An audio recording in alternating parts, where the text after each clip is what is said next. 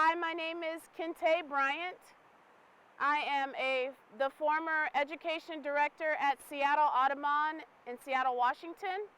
I currently work for a nonprofit in Seattle called PEPS, Program for Early Parent Support, and I'm the education director there now. Well, my favorite bird, I think, of all time is the blue-footed booby, which is not a bird that you would see here in Washington. They are indigenous to the Galapagos Islands, although you can see them as far north as Mexico, which is where I actually saw them for the first time. Okay, so binoculars, that is besides your eyes themselves, that's your basic bird watching tool. The other tool that I failed to bring is your bird guide, which is what people will reference when they're birding to make sure they can kind of see what they're seeing and compare it to the bird guide. So, for your binoculars, thank you for putting them around your neck. Yes. It's a good way because if you don't want to drop them. So what you want to do first off is for your binoculars, actually, you want to take your lens off. Make sure the other lens are off on the other side. Okay. I think they just pop right off. And yours on the other side as well. Oh, on both sides. Okay. Yeah. Actually, I think there might be. There you go. Yeah. Okay. So we're going to need to look off in the distance a bit. So the two tripods that are sitting there. Okay. So one of the key things with binoculars, because people often have trouble with, like they'll see something, they'll bring up their binoculars and they're looking the opposite direction. So what you want to do is look at your point with your eyes and then bring your binoculars to your eyes. So if you do that, you should be able to see what you saw without the binoculars. Yes. Okay. Now, the way that you adjust your binoculars, once you have them up, you're going to make adjustments this way. So you'll do this, you'll adjust that to make sure you can see one image. You want to see one image. Yes. Then the next thing you're going to do is you're going to shut your right eye. Keep your left eye open, and the focus adjustment in the middle of your binoculars, your finger should be right on there. You want to adjust that until you see a clear picture. So keep your left eye or right eye shut, left eye open. There you go. Okay, so once you get a clear vision of that, open your right eye. Oh. Open them both. And then if you need to make any additional adjustments, on the right side of your binoculars, right above the eyepiece, is another focus piece. Yes. So at that point, when you have both of your eyes open and you're looking at that spot, you should see a clear image of one thing. If you need to make adjustments with the whole binoculars, like I was saying about making sure you get one image, you can do that now as well.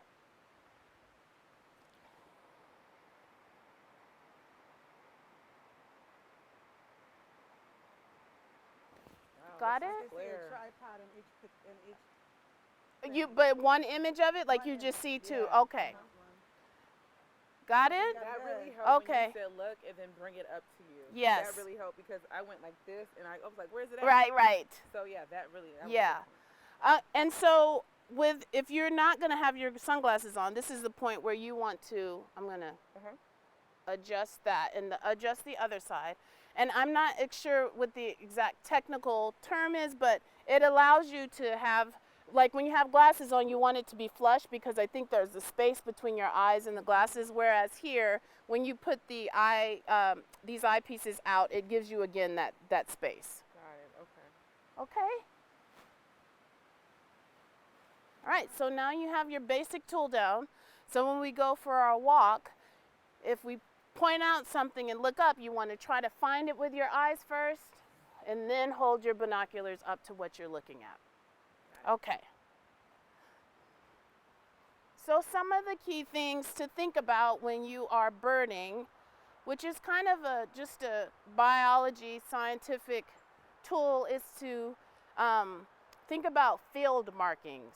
Do you think, have you heard of that term or? No, I haven't. Okay, so field markings are the things that help us identify either a plant or an animal, and in this case, birds. So if you were to think about a bird, what are some of the things that you notice just by looking at it that sort of differentiates it from another bird? The color. Color is one thing. Shape, that's a big one. So height, I would say overall like size. Yeah. So as a crow being about this big, and one of the smaller like house sparrows is about this big, or a hummingbird that might be this big.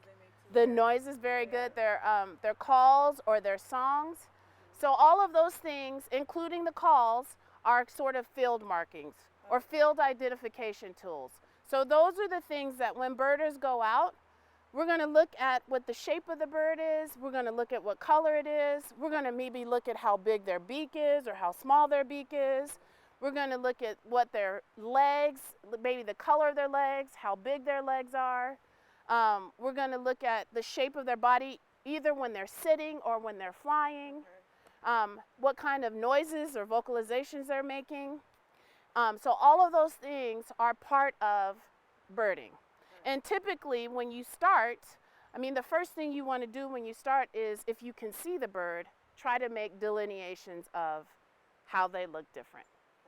So I would tell you that your homework, although I may never see you again, is when you go home, I want you to pay a little bit more attention when you go outside and look at birds. So you might have a pretty good idea what a crow looks like, but I want you to try to, and you don't necessarily need to identify it, but try to find another bird that doesn't look like a crow and look at some of the field markings. What color is its head? Does it have a color? Is its chest a different color? Is it bigger or smaller than a crow? So all of those different things are going to give you some key tools of how to just do some basic birding right outside of your house. And for bald eagles, since you mentioned that, bald eagles are pretty easy to identify because their head is white when they're an adult and their tail is white when they're an adult. They are very big. They're bigger than a crow. And typically in Seattle, they're going to be closer to where there's a body of water. So if you look for a white head and a white tail on a very big bird, then you're probably pretty close to being sure that it's a bald eagle. Okay. But I have my bird guide, so I would know that. Yes, exactly. All right, so I can hear a few things, so we can walk a little bit further, and I can see if maybe I can find something that will fly out of the trees, and we can take a look.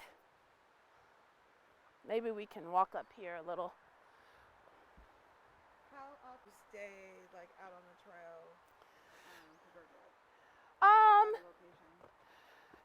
Well, it kind of depends on where we are and what we're looking for. In the woods, it is often a little bit more challenging to find birds depending on the time of year. So you might be in the forest if you're really looking for something specific, for a couple of hours. Okay. In the wintertime, that's the best time to go birding for waterfowl, because they come from the north down, and this is the far south that they come. And waterfowl are great to bird because when they're here in the winter, they're usually sitting on the water. So they're not like flying around. Oh, there's something flying by. Yep. So that, the last time I went on an actual bird trip with some girlfriends of mine, we were probably out for about 2.5, 3 hours, but we were moving to different spots within an area. What about if I want to look for bats? I know it's more like at nighttime. How do you bird watch for bats? Are those part of the bat family? Bats are mammals. They're mammals like we are. So they nurse their babies, they have live young, they have fur. So, but I will say, especially in the summertime, at dusk, right when it's like getting dark, if you're sitting somewhere where there are bats around, they're going to come flying out, and at first it seems like it's a bird, but you watch, they don't flap the same way, and they're kind of moving in a less organized manner, and there's usually 2 or 3 of them maybe. So dusk is the best time to see them. In the summertime in particular is a really good time to see bats here. I know that at Seward Park in Seattle, they do bat walks sometimes. Obviously, they're probably on hiatus right now, but they will take you around Seward Park and look for bats. Yeah, bats are pretty cool. Yeah. So I'm trying to, I think that bird call, so I'm not great at bird calls, particularly if it's not in the city, but I think that is a flycatcher. And so with bird calls, it's really tricky because everybody obviously has a different one, and within a particular species of birds, they have multiple in that. Okay. So they have like a song, which songbirds, like actually crows are considered songbirds, but like chickadees, they have a particular song that they sing for mating, and they also have a call, and their call is the chickadee-dee-dee-dee-dee sound that you might hear in the city. And like robins, their call is their cheerio, cheery, cheerio, cheerio, cheery, cheerio. And usually you only hear that in the spring when they're trying to find a mate. But their call is more of like a high-pitched screech sound that often you'll hear in the evenings right at dusk. Okay. So there's a lot of variation. So even birding by ear, which people are really good at, you have to kind of learn all sorts of language. It's like learning several different languages within the bird species. So Is there certain tools that you can use to whistle to create birds to come out? Oh yeah. people now will do bird calls on their phone because you can do that. There are people who also are really good at mimicking them and can call birds in, particularly like owls, like owl calls you can do and call owls in. Yeah. But there's all sorts of ways to learn the calls so that you learn them. Some birders say that it's not necessarily a great thing to use your phone to do a fake call to call a bird in, because depending on what that call, like a call is usually an alert that says there's something about to eat us, we need to get away, which can increase their stress hormones, which is not necessarily the best thing to do to a bird. But there's different, people have different ideas about that. I think if you're doing it every once in a while, it's not something that's constantly done. But, you know, on the air of like not stressing out birds, you probably don't want to do it all the time. Okay, so maybe just, How long did it take you to learn their calls? I'm still learning. Yeah. Or how long If have you been learning? Since like 2003. Okay.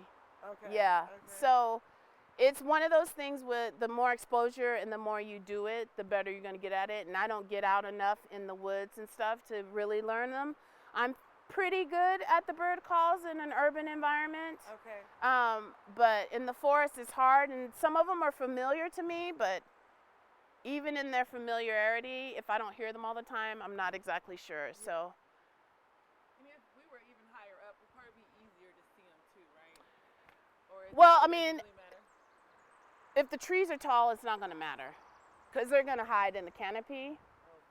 So if you mean if we were higher up, like on the trees, No. not on the if the trees, even our elevation, if the trees are still tall, they're generally going to be in the canopy, depending on what type of bird. And I just heard something here, but that's what we heard earlier. I think actually that's a wren. A Pacific wren is a tiny little bird about this big, and they have the most complicated song of all the birds.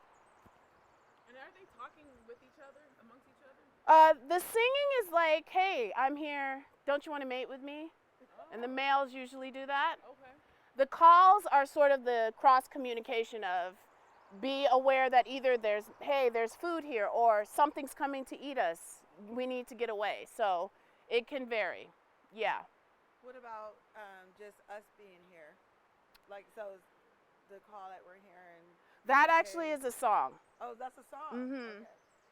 So, but yes, I mean, you're going to have birds who will alert other birds that there is something there that potentially could harm them. So even if that's a human, that they may do a call Okay. like that. Yeah. So then you have to be very quiet. It's Yes, very- quiet is a big thing too, especially if you're trying to hear them. And where I work in Seattle is around a big park, and we have Cooper's hawks, which are like an urban hawk that's about this big. and they nested in the parking lot, and so they had 3 babies there.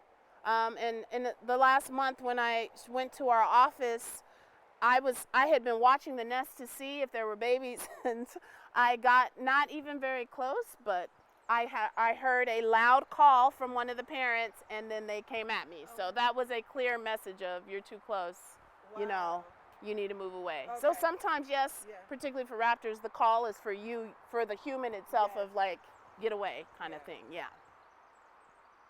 I wish we could see that, but when Pacific wrens are actually one of the most difficult birds to see as well, so.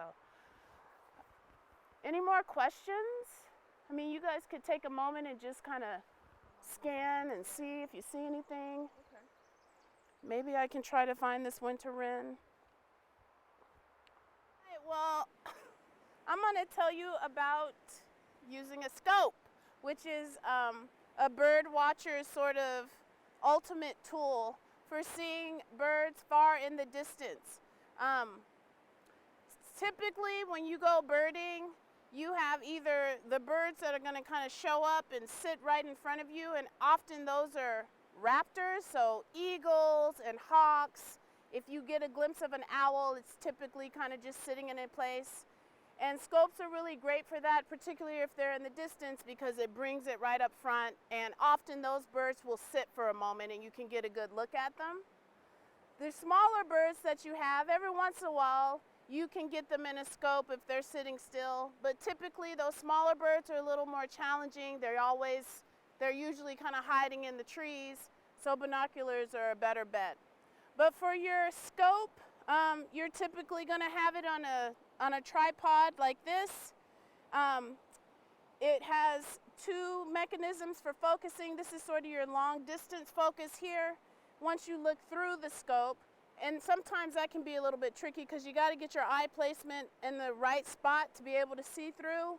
And then you would adjust here to get that final focus that you need.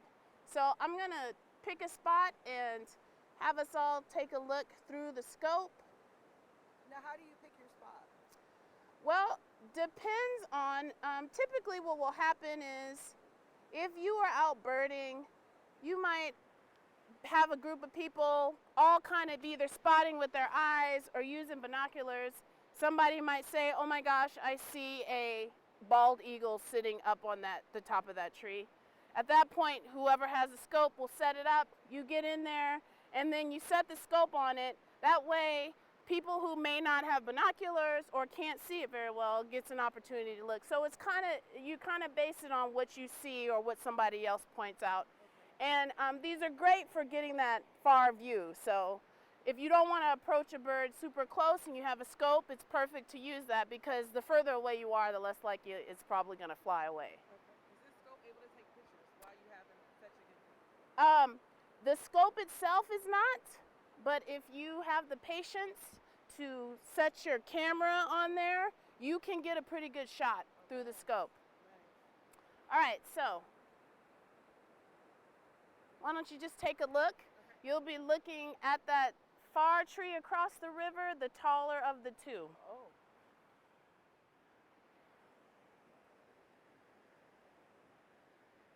You have to have a particular eye to spot a bird?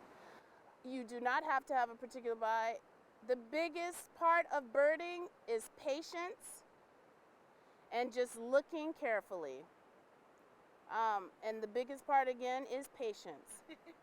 Because oftentimes, it just takes you a minute to see, and if you just give yourself a second and you're quiet, it's likely you're going to see something.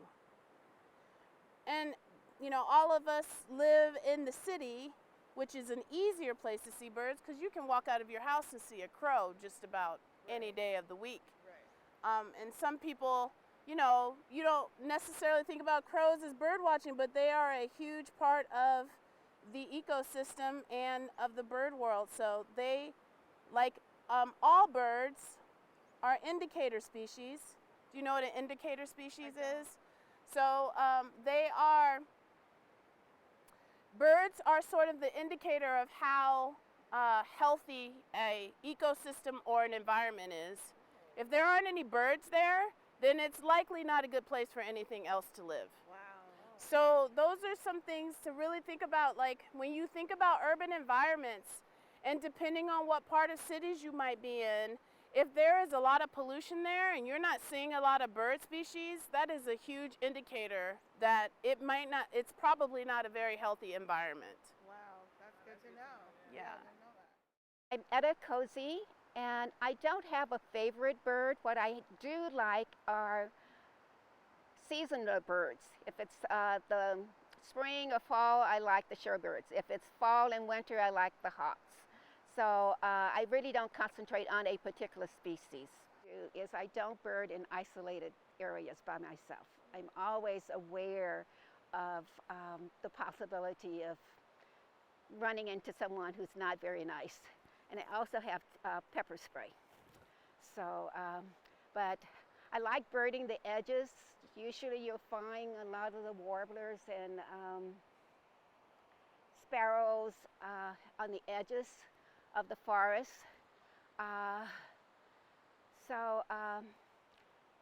That's what I would recommend, is just getting as close to the edges and listening for the bird calls. Right now, you hear contact calls as opposed to songs. During breeding season, which is usually in the spring, you hear a lot of birds singing, setting up territory, selecting a mate. So that happens. But then you also need to know the calls. And some birds, like song sparrows, have a particular call that is unique to them. And it's all part of just a lot of little pieces of information coming together to make identification. And I rely on several things. One is bird guides, and I also have apps on my phone. So if I want to make an identification, I can do that, or if I see a bird that looks somewhat like within a family, I can go to that family and then narrow it down to a particular species.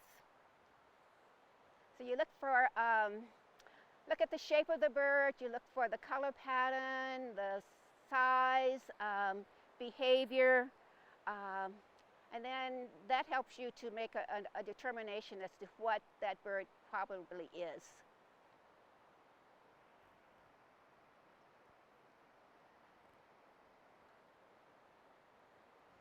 And I'm always looking around. I'm always looking up and back to make sure I haven't missed anything. Some birds like tops of trees, others like to be in the shrubberies.